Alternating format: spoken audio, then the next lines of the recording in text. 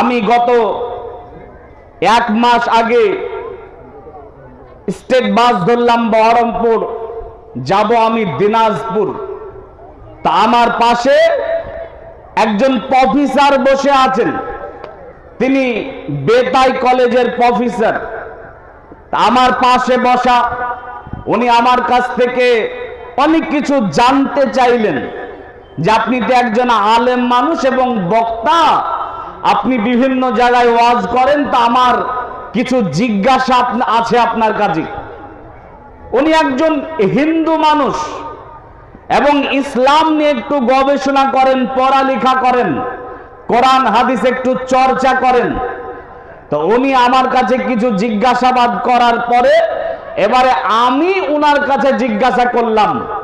আমি উনাকে জিজ্ঞাসা করলাম যে বলেন তো, এই যে পৃথিবীতে যত মুসলমান আছে, এই মুসলমানগুলা কিন্তু সন্ত্রাসী না। মুসলমান কখনো কারো সঙ্গে যেচে ঝামেলা ঝঞ্ঝাটে জড়াতে চায় না। তারপরেও আমাদের দেশ সহ সারা পৃথিবীতে মুসলমানদের পর এই রাগ, এই ক্ষোভ, এই হিংসা কেন বিধর্মীদের? তখন উনি আমাকে বলছিলেন যে আমি আমার কলেজে একজনকে চাকরি দেব, এই কারণে আমরা তিনজন, একজন মহিলা, মুসলিম মহিলা এর পরীক্ষা নিলাম, অনেকের নিলাম, কিন্তু তার মধ্যে একজন মুসলিম মহিলা ছিল। আমাদের পরীক্ষায় তিনজনেরই প্রশ্নের উত্তর সবচাইতে ভালো দিতে পারলো, কিন্তু আমার যারা সঙ্গে আরো দুজন ছিল তারা বলছে যে একজন মুসলমানকে চাকরি দেবেন। তখন আমি তাদেরকে বুঝালাম এবং সেই মেয়েটাকে চাকরি দিলাম। উনি বলছেন যে আজকে সারা পৃথিবী জুড়ে মুসলমানদের পুরো এত ক্ষোভ, এত রাগ, এত হিংসা, এর মূল কারণ হচ্ছে ইলম অর্জন না করা। তিনি বলছেন আমি যতটুকু কোরআন হাদিস পড়ে দেখেছি, আমি যতটুকু রাসূলের জীবনী পড়ে দেখেছি, আমি যতটুকু ইসলাম সম্বন্ধে ইলম অর্জন করেছি, এই ইলম অর্জন যদি আমার মতো আর 5 জন হিন্দু ইলম অর্জন করত ইসলাম সম্বন্ধে, তাহলে মুসলমানদের প্রতি কারো কোনো হিংসা থাকতো না। সম্মানিত দিনী ভাই এবং বোনেরা, ইলম অর্জন শুধু মুসলমানকে করতে হবে এমনটা নয়, পৃথিবীর সকলের জন্য ইলম অর্জন করা অপরিহার্য। যদি আজকে আমার হিন্দু ভাইরা ইলম অর্জন করত, মুসলমানদের প্রতি তাদের কোনো ক্ষোভ, রাগ থাকতো না। এই যে আমরা দেখছি আমাদের এই পার্শ্ববর্তী জেলা মালদা জেলা, সেখানে একটি মসজিদ, আদিনা মসজিদ, যেটা আমাদের পূর্বপুরুষেরা করেছিল, আজকে কিছু সন্ত্রাসী, কিছু গণ্ডমূর্খ হিন্দু সেখানে যাওয়ার পরে তাদের দাবি হচ্ছে যে এটা হচ্ছে আমাদের মন্দির, মন্দিরকে ভেঙ্গে মসজিদ করা হয়েছিল। বলেন তো এ জাহালাতের কারণ কি? ইলম অর্জন না করা। যদি তারা ইতিহাস পড়ে দেখত যে এটা আসলে কি, যদি তারা ইতিহাসের ইলম অর্জন করত, এই মসজিদ সম্বন্ধে তারা কখনো এমন ধারণা করতে পারত না। এবং এমন কুখ্যাত, যেখানে আমাদের রাজ্যে হিন্দু মুসলিম আমরা উভয় একই সঙ্গে বসবাস করি, আমাদের রাজ্যটা উত্তরপ্রদেশের মতো নয়, আমাদের রাজ্যটা মধ্যপ্রদেশের মতো নয়, আমাদের রাজ্যটা আপনার দিল্লির মতো নয়। এখানে আমরা শান্তশিষ্ট ভাবে বসবাস করছি। এখানে অশান্ত করার যে চেষ্টা করছে, যে পাইতারা করছে, এ জাহেল, এ ঠাকুর, এ যদি ইলম অর্জন করতো যে আসলে এটা কি, তাহলে কখনো এমন কার্যক্রম করতে পারতো না। আমাদের মনে হয়তো অনেক প্রশ্ন জাগতে পারে, একটু পানি দিন তো। আমাদের মনে হয়তো অনেক প্রশ্ন জাগতে পারে যে মসজিদ তাহলে এখানে আবার মূর্তি কোথা থেকে এলো? মসজিদ তো আবার এখানে কোথা থেকে এই মূর্তিগুলা করা হলো? যে ইতিহাস আমাদেরকে পড়তে হবে। আমাদের মসজিদ আমাদেরই পূর্বপুরুষেরা করেছিল। এরপরে গণেশ নামক একজন রাজা সেটাকে দখল করে এবং মসজিদে সালাত আদায় করা সম্পূর্ণভাবে নিষেধ করে। সেই তখন এই মূর্তিগুলাকে খনন করা হয়েছিল। বেরাদারানে মিল্লাত, আমি আমার আলোচনা যেটা বিষয় সেটা হচ্ছে ইলম। আর ইলম অর্জন করা প্রত্যেকের জন্য অপরিহার্য। ইলম না থাকার ফল হচ্ছে এই জাহালাত। পৃথিবীর মাটিতে যত জাহালাত আপনি দেখতে পাবেন, এর পিছনে মূল কারণ হচ্ছে ইলম না থাকা।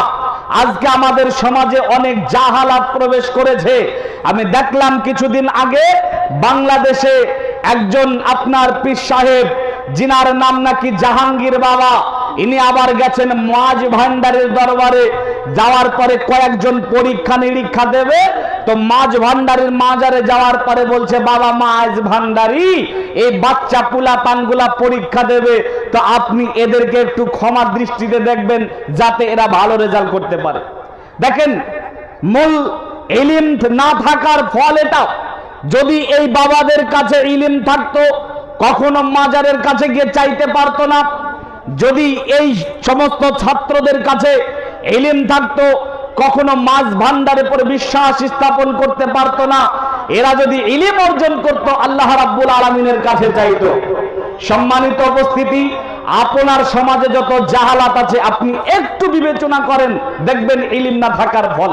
মহিলা বেপরদায় চলে, আপনার মেয়ে বেপরদায় চলে, আপনার স্ত্রী বেপরদায় চলে, আপনার মা বেপরদায় চলে, রাস্তাঘাটে আলখাল্লা ভাবে ঘোরাঘুরি করে। এরা জানে না যে এই বেপরদায় চলার ফলাফল কি। যদি তারা জানতো, এই বিষয়ে তাদের ইলম থাকতো, এই বিষয়ে ন্যূনতম জ্ঞান থাকতো, কখনো এরা বেপরদায় রাস্তায় চলাফেরা করতে পারতো না। যার জন্য ইলম অর্জন করা প্রত্যেকের জন্য অপরিহার্য। ইলম অর্জন করতেই হবে। ইলম অর্জন করলে আল্লাহ রাব্বুল আলামিন তার উপর রহম করেন।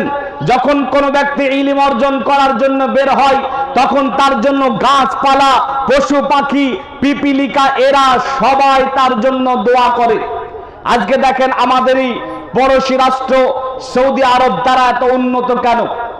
তারা সার্বিক দিক দিয়ে উন্নত, তারা সার্বিক দিক দিয়ে উন্নত, দৈহিক দিক দিয়ে উন্নত, আর্থিক দিক দিয়ে উন্নত, মানসিক দিক দিয়ে উন্নত, সার্বিক দিক দিয়ে উন্নত কেন? তার কারণ তারা ইলম অর্জন করে এবং শ্রেষ্ঠ ইলম তারা অর্জন করে। বেরাদারান মিল্লাত, চলেন, ইলম দুই প্রকার। এক দুনিয়াবি ইলম, দুই হচ্ছে দ্বীন ইলম। দুনিয়াবি ইলম এটা আপনি অর্জন করতে পারেন দুনিয়ায় ভালোভাবে সুস্থভাবে জানার জন্য, চলার জন্য। আপনাকে দুনিয়াবি ইলম এটা আপনি অর্জন করবেন, এতে কোনো বাধা বিপত্তি নেই। কিন্তু দ্বিতীয় যেটা দ্বীনের ইলম, এটা অপরিহার্য, এটা আপনাকে গ্রহণ করতে হবে। দ্বীনি ইলম আপনাকে গ্রহণ করতে হবে। ইসলামী শিক্ষা, কোরআনী শিক্ষা, হাদিসি শিক্ষা, এই বিদ্যা আপনাকে অর্জন করতে হবে। দ্বীনের ইলম অর্জন করতে হবে, কোরআনের শিক্ষা আপনাকে গ্রহণ করতে হবে। তার কারণ হচ্ছে আল্লাহ রাব্বুল আলামিন যত নিয়ামত দিয়েছেন, এই নিয়ামতের মধ্যে সর্বশ্রেষ্ঠ নিয়ামত হচ্ছে আল কোরআন। আল কোরআন হচ্ছে আল্লাহ রাব্বুল আলামিনের দেওয়া সর্বশ্রেষ্ঠ নিয়ামত। আর এই আল কোরআনের বিদ্যা অর্জন করা আপনার জন্য অপরিহার্য করতে হবে। আল কোরআন আল্লাহ রাব্বুল আলামিন আমাদের জন্য দিয়েছেন পরশ পাথর। পরশ পাথর যেমন লোহাকে টাচ করলে সোনা হয়ে যায়, অমনি করে আল কোরআনের যদি আমরা কাছে যাই, আল কোরআনের বিদ্যা অর্জন করি, আল কোরআন শিক্ষা অর্জন করি, তাহলে আমরা পরিবর্তন হয়ে যাব। আল কোরআনের বিদ্যা অর্জন করেছিলেন তৎকালীন জামানায় ওমর ইবনুল খাত্তাব রাদিয়াল্লাহু তাআলা আনহু।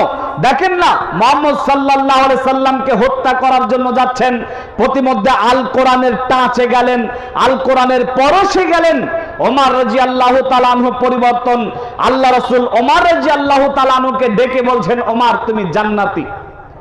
আল কোরআন হচ্ছে পরশ পাথর, এর আগাচারে, এর ছোঁয়াতে, এই শিক্ষাতে আপনাকে যেতেই হবে। আল কোরআন আল্লাহ রাব্বুল আলামিনের দেওয়া সর্বশ্রেষ্ঠ নিয়ামত। আল কোরআনের শিক্ষা হচ্ছে রূহের খোরাক। আল কোরআনের শিক্ষা হচ্ছে রূহের খোরাক। মনে রাখতে হবে, আল্লাহ রাব্বুল আলামিন আমাদেরকে দুভাগে সৃষ্টি করেছেন। মানুষ হচ্ছে 2 in 1, একের মধ্যে 2। বাহ্যিক দৃষ্টিতে যেটা দেখা যায় তার নাম দেহ, বাহ্যিক দৃষ্টিতে যেটা দেখা যায় তার নাম শরীর, দেহ, হাত, পা, চোখ, কান, নাক, মুখ, এই সব কিছু মিলে এটা হচ্ছে দেহ। এটা আল্লাহ সৃষ্টি করেছেন মায়ের পেটের মধ্যে। আর এই দেহটাকে যে টিকিয়ে রেখেছে, যার বলে দেহটা টিকে আছে, যার বলে দেহটা চলতে পারছে, তার নাম হচ্ছে আত্মা বা রূহ।